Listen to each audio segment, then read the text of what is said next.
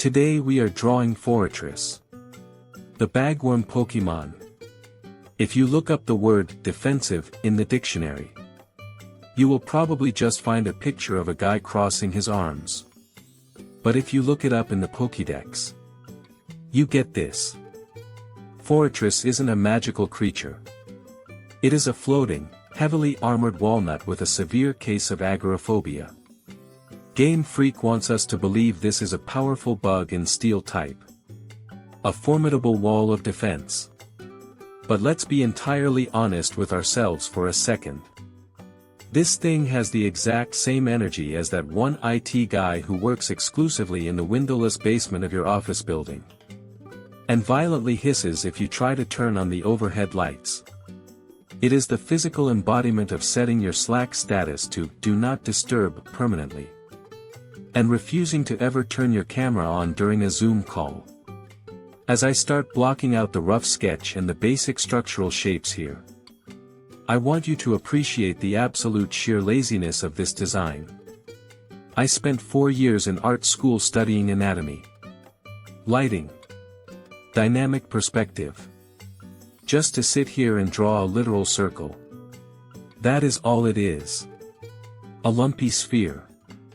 It's just a massive orb of repressed emotions and unpaid overtime.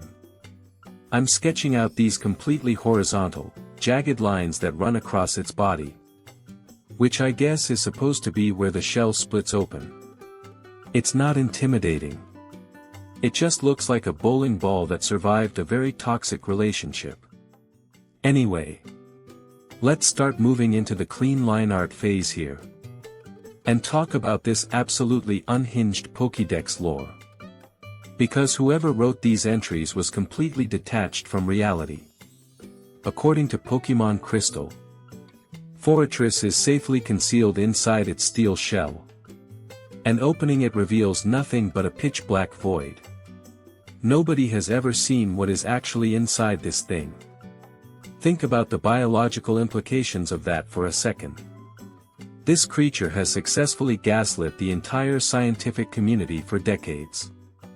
It just exists as a dark, empty void wrapped in a metal casing.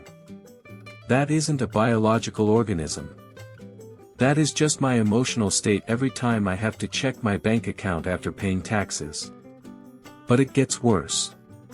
The Pokédex from Pokémon Emerald claims that when it is attacked, it shoots pieces of its outer shell out at lightning speed to strike its enemies. And then, it just instantly regrows the lost shell. Let's brutally apply some real-world physics to this situation, because that makes absolutely zero sense. According to the lore, this shell is harder than solid steel. If it is constantly blasting out shrapnel made of high-density steel, and immediately regenerating it out of thin air, the caloric deficit this thing would experience is mathematically impossible. In order to maintain that kind of biological mass generation, Forretress would need to consume roughly the equivalent of a Toyota Corolla every 45 minutes just to maintain homeostasis. Instead, it probably just eats berries. It is defying the fundamental laws of thermodynamics with a handful of oran berries. It's completely delusional. Look at the way I'm lining these weird, pink, fleshy tubes sticking out of its sides. What even are these? Are they cannons? Are they breathing tubes? Are they just giant, disgusting straws for it to slurp up its own misery? No one knows. And look at the eyes I'm drawing right now. Just two empty, soulless red dots peering out from the absolute darkness of its inner void. There is no joy in those eyes. No spark of life. Those are the eyes of a creature that has read every single email in the company inbox and finally realized that literally none of them matter. It is just waiting for the sweet release of 5 p.m. Except 5 p.m. never comes. Now that the line art is completely finished, let's start laying down some flat colors. We're going to saturate this canvas with the most dull, lifeless, emotionless gray you have ever seen. I want this gray to accurately reflect the feeling of a corporate seminar on synergy. And for the inside, I'm laying down this raw, highly unsettling fleshy pinkish red color. It looks like the interior of a very unhealthy watermelon.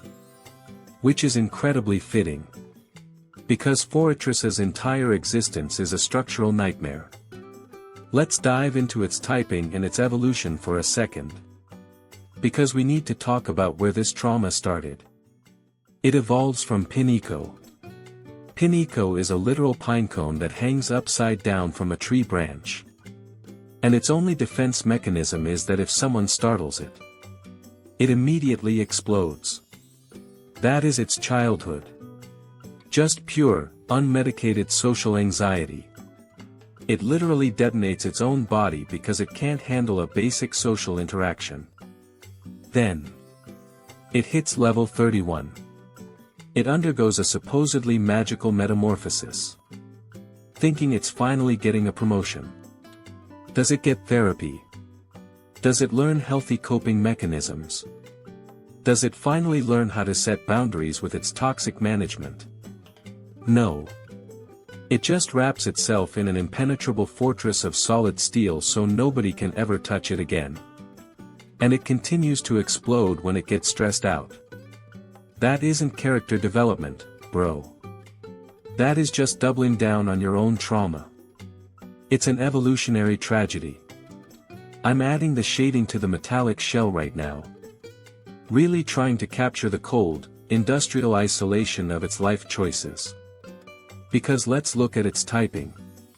Bug and steel. On paper. If you don't know any better. That sounds like an incredible defensive combination. It resists normal attacks. It resists psychic attacks.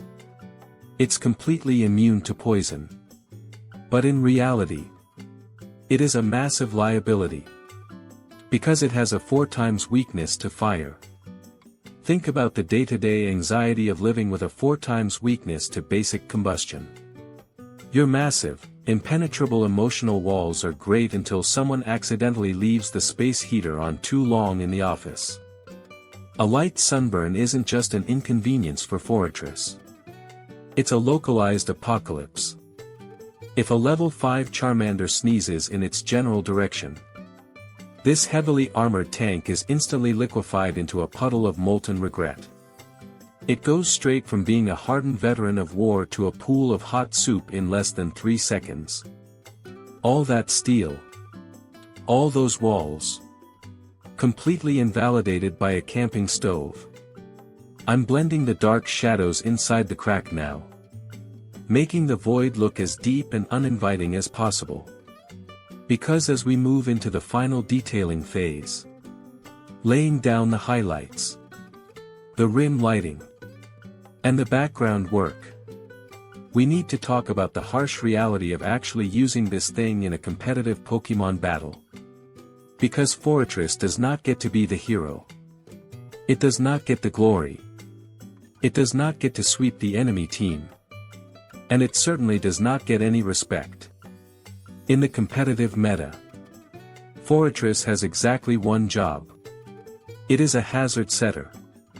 Its singular purpose in life, its entire career trajectory, is to walk onto the battlefield, throw some literal trash on the ground, and then pass out. That's it. You send it out. And it uses spikes. It literally just litters. Then it uses toxic spikes. Which is just littering, but with a biohazard warning. Then maybe it sets up Stealth Rock. It is the ultimate toxic coworker. It just walks into a shared space. Leaves a massive mess on the floor for the next guy to deal with. And refuses to elaborate. And if the enemy team tries to clean up the mess, what does Forretress do? It uses rapid spin. It just spins around in a circle to blow the trash away. It is a glorified, heavily armored Roomba. Imagine grinding through 31 levels of life. Evolving into a massive steel juggernaut. only to be handed a broom and told you are the new janitor. And it gets worse. Because it has terrible speed. It has a base speed stat of 40. A moderately motivated snail could outpace this thing in a 50-yard dash. So it just sits there, taking hit after hit, enduring constant abuse from every single Pokémon on the opponent's team. It just absorbs the trauma, carrying the entire defensive line on its non-existent shoulders. And when its HP finally drops into the red, when the burnout finally hits, when it just can't take another super effective flamethrower to the face, what does it do? Does it retreat? Does it heal? Does it tag out to a supportive teammate? No. It clicks explosion. It literally self-destructs to avoid dealing with the consequences of the battle. It violently detonates everything it has worked for just so it doesn't have to be on the clock for one more turn. That isn't a tactical masterclass, bro. That is dropping your 2 weeks' notice by throwing an active grenade into the HR department. It's genuinely going through it. I'm adding some aggressive rim light to the steel shell here, making it look shiny, like it actually cares about its personal hygiene. Even though we all know it hasn't showered since Generation 2. I'm also adding a few little scratches and dents to the metal. Because a creature this stubborn definitely bumps into doorways on a regular basis. And there we have it. The finished masterpiece. Zooming out now so you can take in the whole thing. A beautiful, highly detailed monument to workplace burnout, emotional unavailability, and biological failure. Look at it. Just floating there. Radiating absolute zero energy. Completely detached from reality. Ready to litter and then explode. It teaches us a very important, very grounding philosophical lesson about life. You can spend years building up your defenses. You can build walls so thick that nobody can ever hurt you again. But at the end of the day, you are still just a depressed bug trapped inside a metal ball, waiting for someone to drop a match. So, yeah. If you want to see me sketch, color, and completely dismantle the lore of more tragic victims of the Pokémon universe, do the usual internet things. Like the video.